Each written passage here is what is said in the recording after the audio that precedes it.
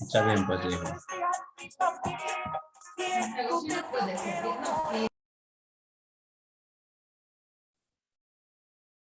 Buenas noches, jóvenes. Buenas noches, licenciado. Buenas noches. Buenas noches, licenciado. Muy buenas noches a todos. Espero que se encuentren bien.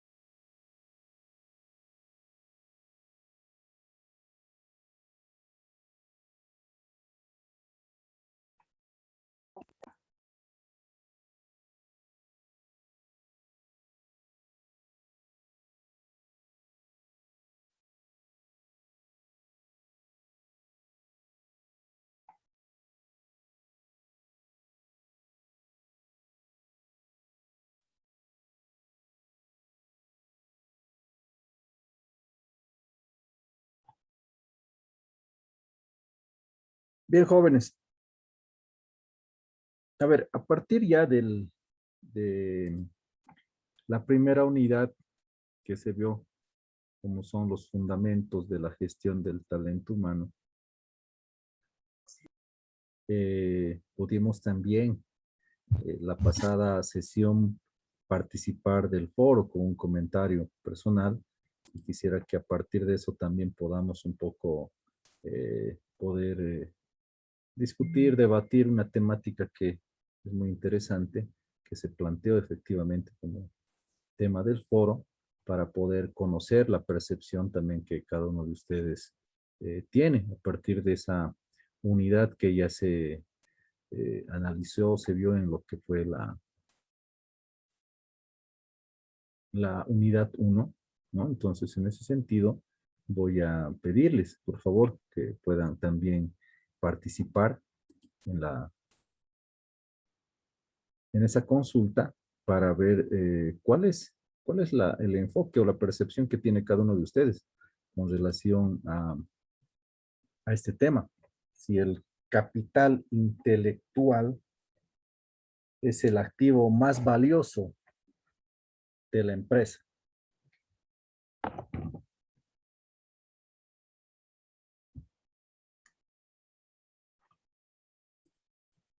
¿Qué dicen, jóvenes?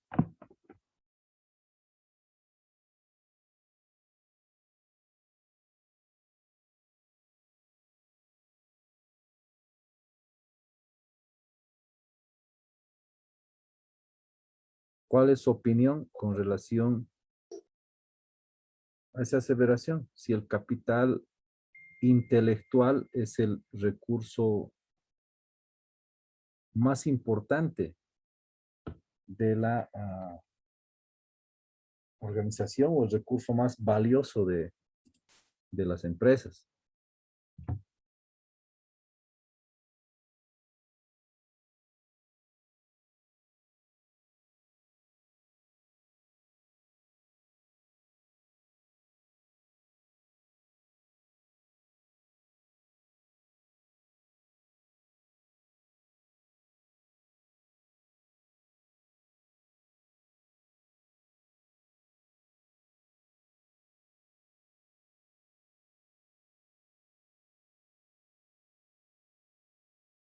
¿Alguien, jóvenes, que quiera participar? Yo lo hice. Adelante, Kevin.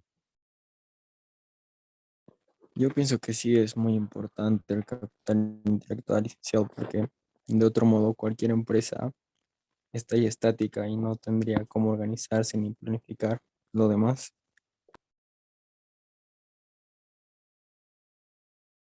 Ya, o sea, es un aspecto muy importante para usted, ya que a partir de eso toda organización puede organizarse, me dice, ¿no? Toda empresa puede organizarse. Muy bien.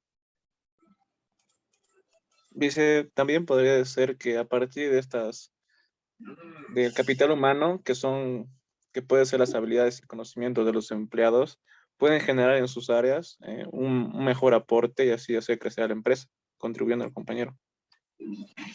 Gracias, Fabricio.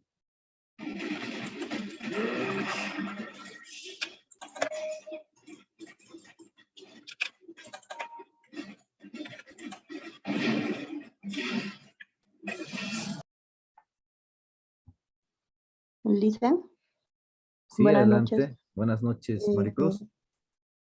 Sí, Lisa, también lo que es el aspecto de la cultura organizacional también influye mucho, ya que la persona se puede adaptar al cambio dependiendo del contexto y también aportar, ¿no? Con mejoramiento tecnológico también se encarga de que van a alimentar, ¿no? A la organización con su talento. Gracias, Maricruz. Nos ha tocado un tema muy importante, la adaptación, ¿no? Creo que el recurso humano es, o el capital humano en toda empresa, ¿no? Es uno de los factores productivos que se va a ir adaptando de mejor manera a los cambios, ¿no? Que se presentan en el contexto. Gracias, Maricruz.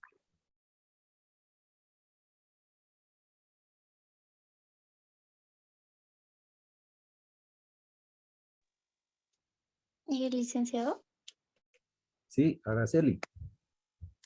Sí, el capital intelectual también, ¿no? Se podría decir que es un activo intangible, ya que la empresa, ¿no? Va a invertir en su personal a través de capacitaciones, de adquirir nuevos conocimientos, lo cual también la empresa se beneficia, ¿no? Gracias a ello, porque va a explotar las destrezas de cada uno de sus trabajadores, lo cual, digamos, se va a ver reflejado en la imagen que van a brindar la empresa como tal, ofreciendo ya sea sus servicios en cuanto a su atención al cliente. Y eso va a ser como que algo bien, ¿no? Para la empresa, porque va a ser la imagen que va a brindar y así también va a ser como que más reconocido a través, ¿no? De la eficiencia que va a prestar en la atención a sus clientes. Muchas gracias, Araceli. A ver, de igual manera, ¿no? Ese aporte también es importante. Es un activo intangible que aporta al crecimiento de toda organización, lo que han dicho sus compañeros, sus conocimientos, capacidades y demás, lo llevan al desarrollo de la empresa. Y tenemos que ser conscientes igual en el sentido de que muchas organizaciones pueden contar con recurso económico, pueden contar con recursos materiales, insumos de primera, pero la diferencia la va a marcar el capital humano. Es como una empresa de servicios, ¿no? Puede contar con la mejor infraestructura, los mejores ambientes, pero si no hay un servicio adecuado, el cual es prestado por las personas, definitivamente, ¿no? Esa empresa no va a tener éxito y tampoco demanda en el mercado, ¿no? ¿Qué más, jóvenes? Hemos hablado de que el capital intelectual, ¿no? Es uno de los recursos o el activo más valioso de la empresa. ¿Comparten aquello? O alguien podría ser también que no esté de acuerdo. Para eso es justamente esto, para poder intercambiar criterios.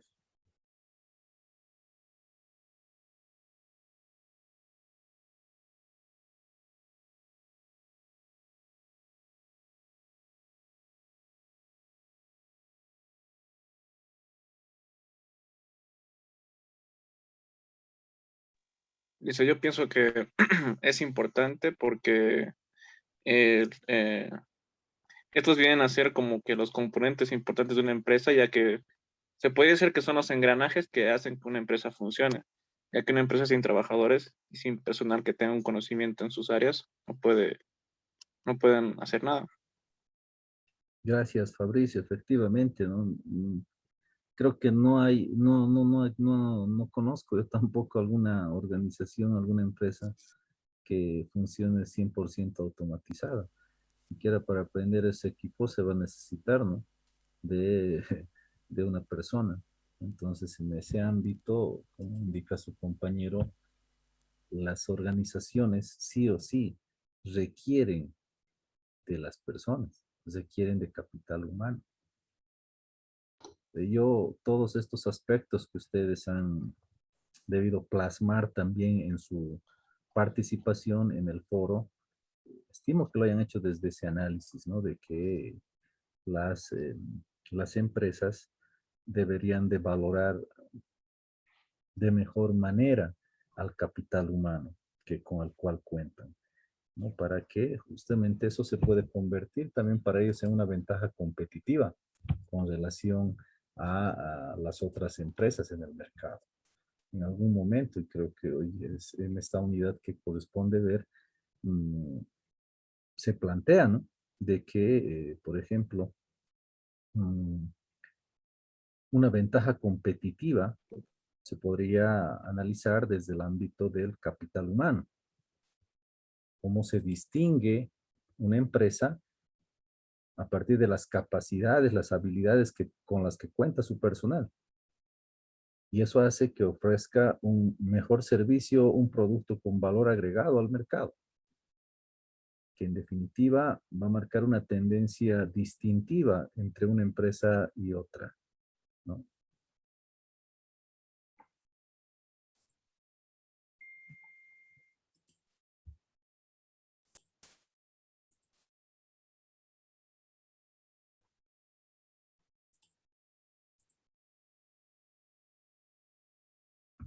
Bien, hoy vamos a ver, queridos jóvenes, ingresando ya a nuestra unidad 2, cómo debe ser el enfoque de la gestión, ¿no?, del talento humano, viviendo ya en un mundo en el cual el ambiente en el cual se desenvuelven todas las empresas es dinámico, no es estático, como decían sus compañeros hace un momento. Y por sobre todo, es un ambiente competitivo. Las empresas no se quedan estáticas, van evolucionando. Tienen que ir a la par de los nuevos requerimientos, las nuevas necesidades que se plantean en el mercado, y en base a aquello va también a adaptar, ¿no?, su propuesta que lance al mercado. Entonces, en ese marco es fundamental que nosotros veamos esta gestión del talento humano desde ese enfoque de que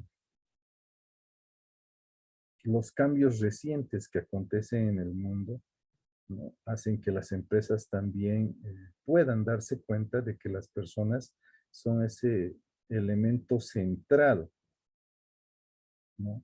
Ese elemento central de todo ese sistema que compone la organización, porque como ya hemos visto, estas personas introducen pues su inteligencia, su capacidad, ¿no?, sus habilidades a las organizaciones. Y de eso, de alguna u otra manera, no podemos nosotros, dentro de los objetivos organizacionales, desperdiciar ese talento por parte de nuestros trabajadores. Bien, tenemos que aprovechar al máximo y canalizar hacia el logro de objetivos productivos para la empresa, ¿no? Entonces, ese enfoque ya tiene que cambiar de lo que era administrar el recurso humano a gestionar los talentos humanos dentro de la empresa, ¿no? No nos olvidemos, ya creo que hemos repetido hasta el cansancio en la unidad 1, de que las personas también son socias, hemos dicho, ¿no?, de la empresa, porque aportan su esfuerzo, aportan sus sacrificios, sus habilidades, sus conocimientos y demás, sus destrezas y todo aquello. En definitiva, le van a servir a la empresa para poderse diferenciar.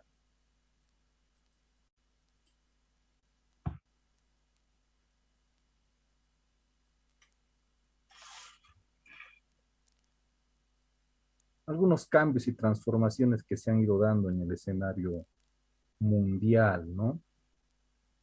Aspectos, ¿no?, como la globalización, el avance de las TICs, tecnologías de información y comunicación. En realidad, estos grandes cambios han influido pues en las distintas organizaciones, en la forma de administrar una organización y también en la forma de establecer un comportamiento para ir proyectando a la empresa hacia el futuro. Eso es muy, muy importante.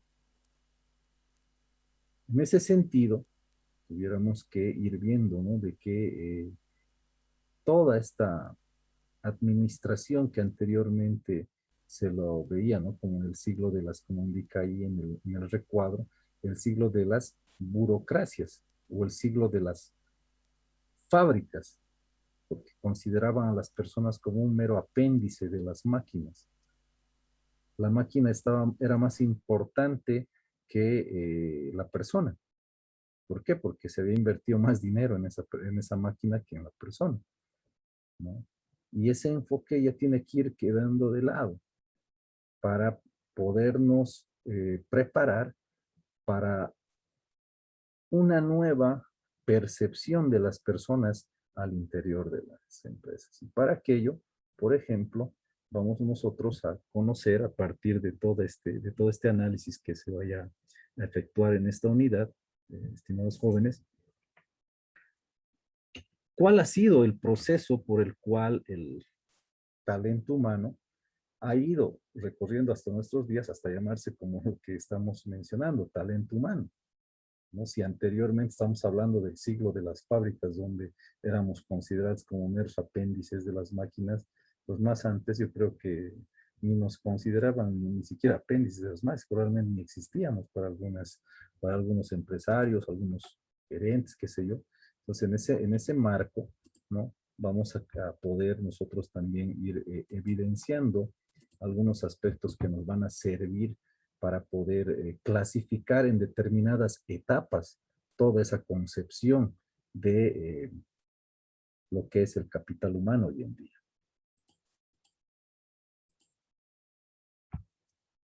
Hace un momento les decía, vamos a distinguir, ¿no? Que durante el siglo XX, 3 eras organizacionales, 3 etapas por las cuales ha ido atravesando lo que es el recurso humano, el talento humano y demás, ¿no? Y a través del cual se le ha ido generando la respectiva importancia a lo que hoy en día, ¿no? Nosotros también conocemos como el talento humano. Una primera etapa que podemos observar acá, los jóvenes, es la era de la industrialización, que va desde 1900 a 1950. Efectivamente, aquí hay algunos aspectos muy importantes, ¿no? Se caracteriza, ¿por qué? Por la revolución industrial. Como les decía, donde las organizaciones tenían una estructura centralizada, ¿no? Y particularmente se consideraba a las personas como meros recursos de producción. Es decir, que coadyuvaban en ese proceso productivo, pero no revestían una importancia mayúscula, ¿no? Eran parte nada más de esa situación. Los cargos, como pueden apreciar, eran diseñados de manera fija y definitiva. No existía esa posibilidad de poder, en todo caso, tener aspiraciones de poder ascender, promover a los empleados y demás, porque, como dice, estos cargos eran para plantearlos de manera fija. Si una persona ingresaba a trabajar en la unidad o en el departamento de producción, se quedaba ahí, se especializaba solamente en esa área. El hombre era considerado como apéndice de la máquina. Y de antemano eso hacía ver de que no para nada se respetaban o se daba la importancia a las habilidades, destrezas que tenían las personas. La administración del personal pasaba a ser conocida en ese entonces como relaciones industriales. No llamaban administración de recursos humanos, solamente llamaban relaciones industriales, ¿no? Los departamentos de relaciones industriales justamente actuaban como órganos intermediarios y conciliadores entre la organización, entre la empresa y las personas. Y solamente acá se analizaban o se sentaban para evitar conflictos laborales. Pero por ningún motivo se pensaba en ver a los empleados como lo que hoy en día estamos analizando, ¿no? Como justamente seres inteligentes que comparten el objetivo de la empresa y demás, ¿no? Entonces, esta primera etapa creo que es una de las etapas un poco más duras en las cuales se consideraba a las personas como seres estáticos, ¿no? Que su actividad o sus actividades dentro de la empresa se caracterizaban por ser estandarizadas, hacían lo mismo, ¿no? Y no tenían esa posibilidad de poder demostrar su iniciativa, su creatividad en las funciones que desarrollaba.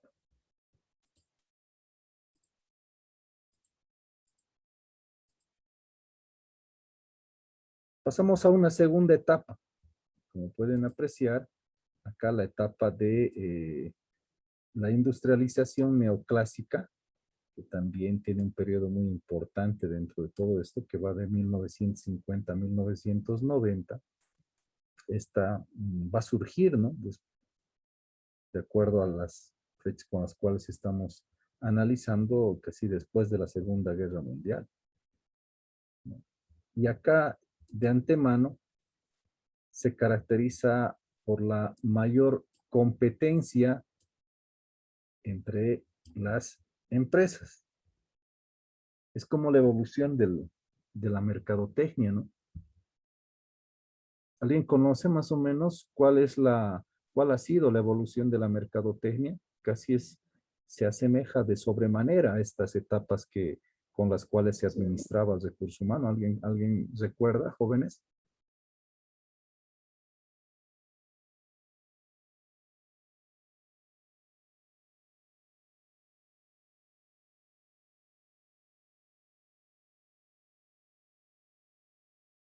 ¿Qué nos dice la evolución de la mercadotecnia? 3 etapas también maneja. Enfoque hacia el producto, enfoque hacia las ventas y enfoque hacia el mercado, ¿no? En el enfoque hacia el producto, lo único que les interesaba a las empresas era producir, ¿no? Producir grandes cantidades, y eso lo hacían con la colaboración de los equipos, las maquinarias. En una segunda etapa, como indica acá, existe una mayor competencia entre empresas. Y eso ameritaba de que las empresas, para poderse distinguir, diferenciar en el mercado, deberían efectuar fuertes sumas de inversión hacia la actividad promocional o publicitaria. Y en la tercera etapa, que es el enfoque hacia el mercado, ya nos preocupamos por lo que hacen las personas. Ya, el primer cliente de toda empresa es el empleado. Si el empleado está contento con lo que hace, efectivamente va a poder ofrecer un producto con valor agregado, un servicio acorde a las expectativas de los clientes. Esa situación, si podemos analizar, se asemeja a estos 3 periodos por los cuales ha atravesado la administración de recursos humanos. En una primera etapa hemos visto dentro de la industrialización clásica que solamente les interesaba a los equipos, las maquinarias, porque solamente éramos meros apéndices de los equipos y éramos un recurso de producción nada más. En esta segunda etapa, justamente dice, se caracteriza, ¿por qué? Porque existe una mayor competencia entre las empresas. Pero acá también ya va cambiando un poco ese enfoque. Si recuerdan, en la anterior etapa, en el anterior periodo, ¿no?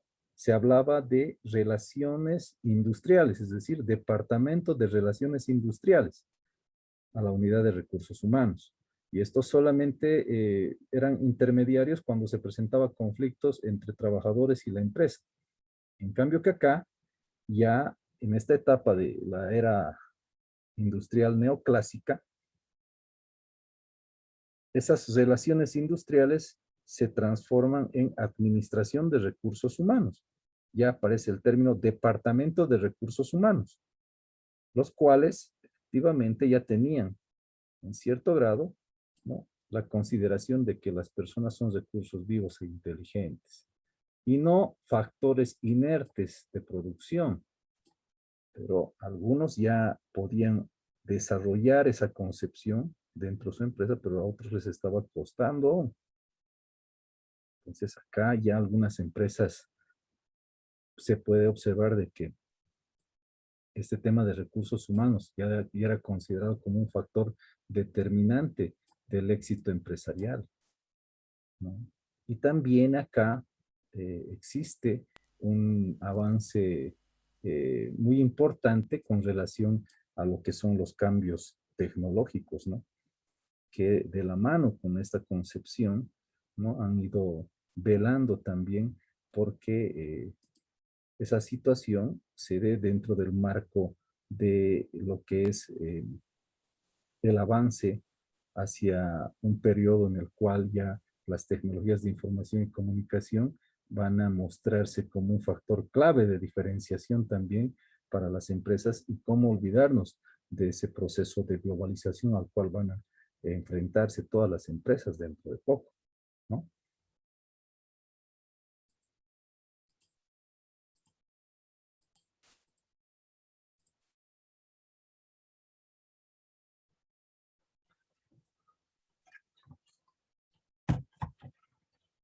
La era de la información, que va de 1990 hasta nuestros días, y como se mencionaba en algún momento, jóvenes, su característica fundamental fueron todos los cambios, ¿no? Esos cambios imprevistos, inesperados, turbulentos que se presentaban en el contexto donde se desenvuelven las empresas, han hecho de que las tecnologías de información y comunicación puedan ir generando esa idea de poder operar en una aldea global, ¿no? A las empresas. Ya no ver con esa situación de un distanciamiento en el cual veíamos, ¿no? Aquellos cambios o aquellas empresas que se encontraban, que se desempeñaban en el mismo rubro que mi empresa, pero en otros países, como empresas en las cuales yo no podía alcanzar, pero ya de alguna u otra manera se podría evidenciar ciertas estrategias, tácticas que manejaba la empresa para poderlas aplicar acá, ¿no? De ahí esa situación de tener que ir viendo el tema de que ya estábamos desarrollándonos o desenvolviéndonos, perdón, en una aldea global. Esto es muy importante.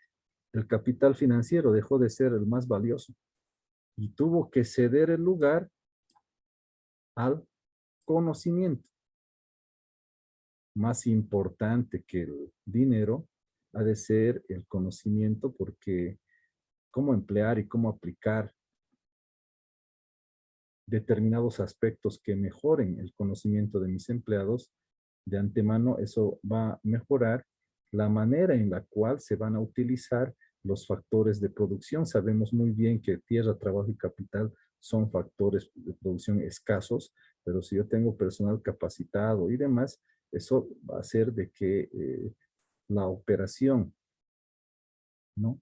La interacción con esos factores productivos promuevan una mayor rentabilidad para la empresa. Es decir, acá ya estamos hablando de la época del conocimiento, del capital intelectual. Y acá esto es muy importante, ¿no? Los cargos no son definitivos, ¿no? Y pasan a definirse justamente y a redefinirse en razón, perdón, de los cambios del ambiente. Y eso, aunque no lo crean, jóvenes, tanto hoy en día en algunas instituciones privadas como públicas también, ¿no? No crean que los cargos son eternos.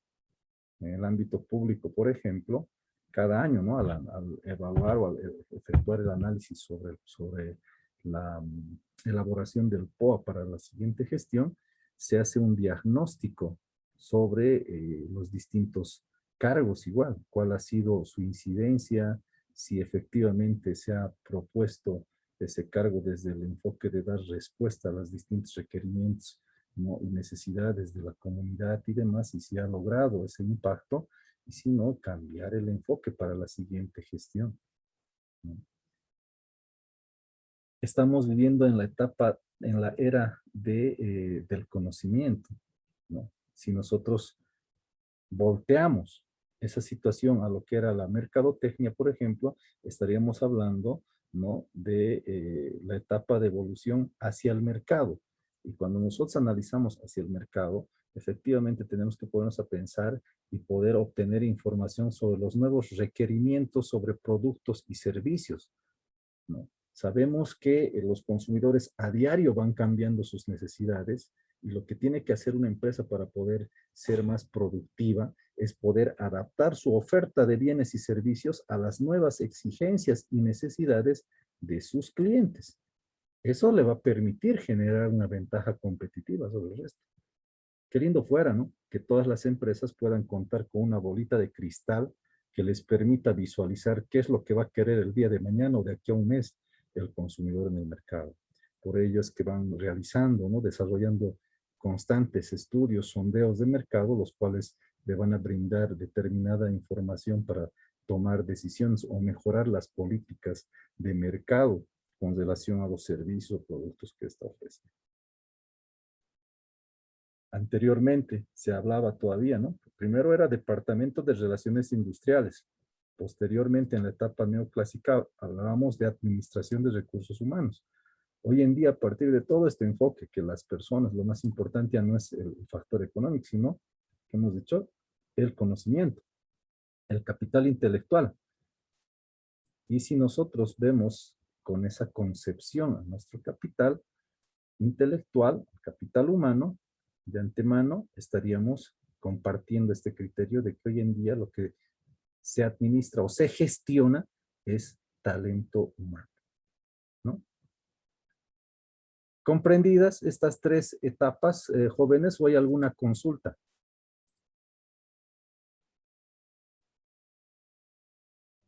Todo claro, listo. ¿Entendió? ¿Todo claro, Alicia? Muy bien.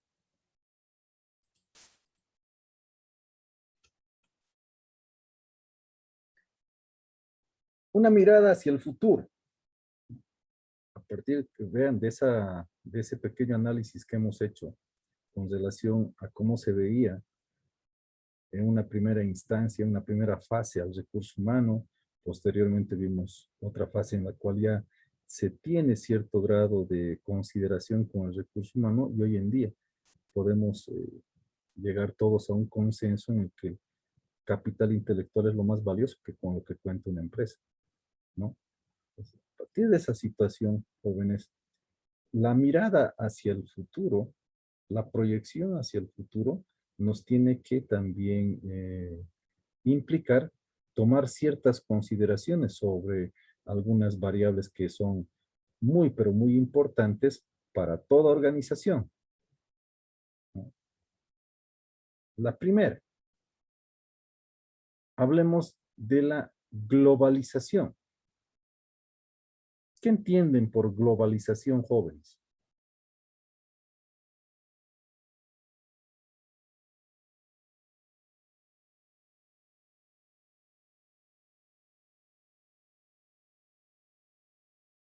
¿Qué será la globalización?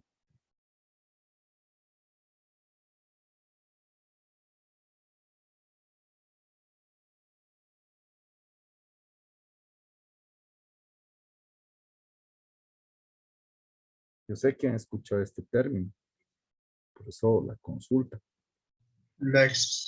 El expandirse. Ya, expandirse. ¿Qué más?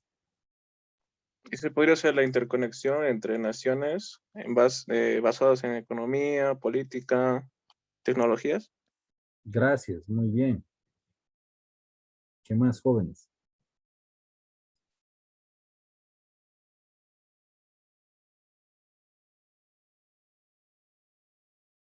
Antes existía un recelo, ¿no? De país a país.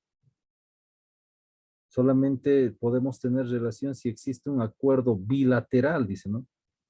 Es decir, que tiene que existir un acuerdo comercial entre tu país y mi país para que vos puedas vender tus productos en mi país a determinados tasas, perdón, a determinados impuestos que tienes que cancelar y a determinados precios. Y de igual manera yo también voy a poder comercializar en tu país.